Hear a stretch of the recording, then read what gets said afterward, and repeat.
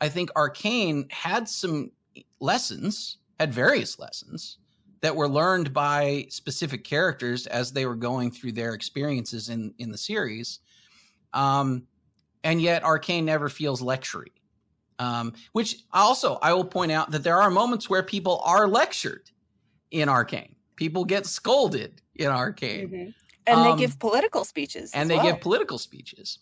And yet none of that feels like it's scolding me or speechifying at me, which I think is kind of the key difference between these things. I think when you're talking about lecturing that is annoying to an audience, it is not character driven and it is not addressing a character. Like both of those things tend to be true. It is something that is out of place just to start with. It's something that's been shoehorned into a show. But secondly, it's being addressed at me, the audience member, not at another character that needs a part of, that may need to be lectured, right? And so I think that becomes, for me, a big part of the distinction. And I think you really feel it when you see shows that in many cases, they might as well literally break the fourth wall and just turn right to the camera and say, here's what you need to do, audience member. And I think Disney does that a lot. Like, I think Disney does, and I think Disney does that to some extent because they do a lot of kids programming, but I think a lot of it is just poor writing, and it's a lot of people who believe that part of their job as entertainers is to shape the way that people think. Yeah. And this, a lot of this goes back to what we were talking about in the difference between a message being forced or not, feeling forced. And it does have to make sense for that character, and it does have to make sense for that story. Like, there should be a cause and effect there.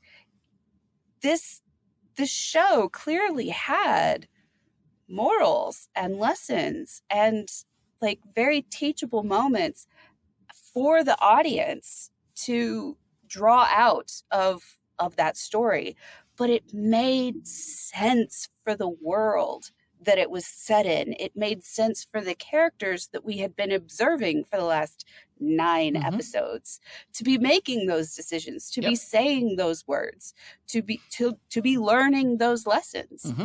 It was a natural consequence of who they are and what they had been doing.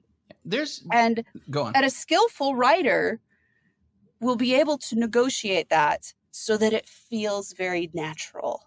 Yep. Like, if that is the goal of the writers, they can do that if they have the skill, if they are willing to put in the effort and the craft to make that happen. But it's so much easier to just yell at people. Yep. Like, and this is true in writing as it is in life. Like, it's just so much easier to say, I am right, and if you do not agree with me, you're an idiot. And that's it. It's also easier for every one of your characters to sound like you than it is for you to write characters that sound like their own individual people that are, unique and have their own backstories and their own, character histories and motivations and all that kind of stuff. People don't all talk the same. No. They talk. One of the things I liked about, did you read the Mistborn Wax and Wane stuff? Did you read the second series? In fact, I just finished Bands of Mourning, the fourth one, or the third one, excuse me, like last night. Wow. All right. So okay. So one thing I like so I don't love that series. The first Mistborn was dramatically better in almost every conceivable way, but they are low-key hilarious. They are funny. I will give them that. But I will also say that one thing I like about Wayne is whenever he talks about accents, he talks about like how accents aren't just regional. They aren't just where you were born. They're also about class and about what you do for a living and how all of these things interplay with your geography and your upbringing and whether or not you moved around and all those kinds of things. And that's true of so he talks about that with respect to like the way that people talk. but it's true in the way that people think and in the way that they dress and the food that they like and all of these other things. And when he gets into character to like sneak into somewhere, he actually pulls all of that into himself. Yeah. And like the way that he's written, his internal processes, it actually changes so that he becomes that person. And it's so effective. So that I really liked about the series, but it's also, it feels like Brandon Sanderson giving you a lesson on writing, right? It's Brandon Sanderson going like, if you want a character to inhabit another character, it's not enough to just give them your words in like a dialect, right? Like it is, you have to think about where they've actually come from and build out that reality of their backstory. And if you don't do that, then they don't feel believable, but they also, in a lot of ways, unless there are like two exceptions I can think of, and they're not really exceptions. There are the Quentin Tarantinos or the Aaron Sorkins of the world. And I'll give those two as my core example of writers who write every character. Woody Allen also does this. Every character in their voice. Every character in a Woody Allen movie is Woody Allen.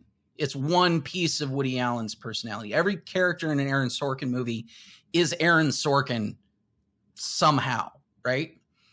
But the only reason that they get away with it is because they are so specific and unique and weird and interesting that a lot of people like a movie where every character is Aaron Sorkin, or a TV show. Like people like The West Wing, even though every single person on The West Wing is just a version of Aaron Sorkin. They are not, but what you never get with like an Aaron Sorkin movie or show is a character that feels like their own person. I don't get a believable sense of like, I'm immersed in the story. In fact, it takes me out of the story because everybody's quippy in a very specific way and they talk in a very specific pattern. And it's as if, you know, people could come from all over the world and they all sound like Aaron Sorkin. And that is weird to me.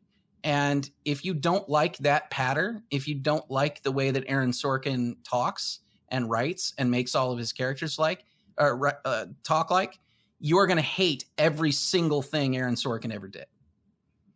And you're never going to be immersed in any of it. Yeah. You know, and again, same problem with Tarantino, same problem with Woody Allen. I like Tarantino. I sort of like Aaron Sorkin. I tolerate Aaron Sorkin. I hate Woody Allen.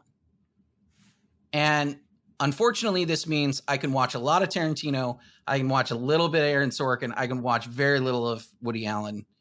And because their entire body of work is them. Yeah. And I would not advise this to young writers because you're not Quentin Tarantino. You don't have the skill. First of all, you don't have the patter. And secondly, you don't have the skill in visuals and representational stuff that you bring in to making a movie entertaining to be able to pull it off. You just don't.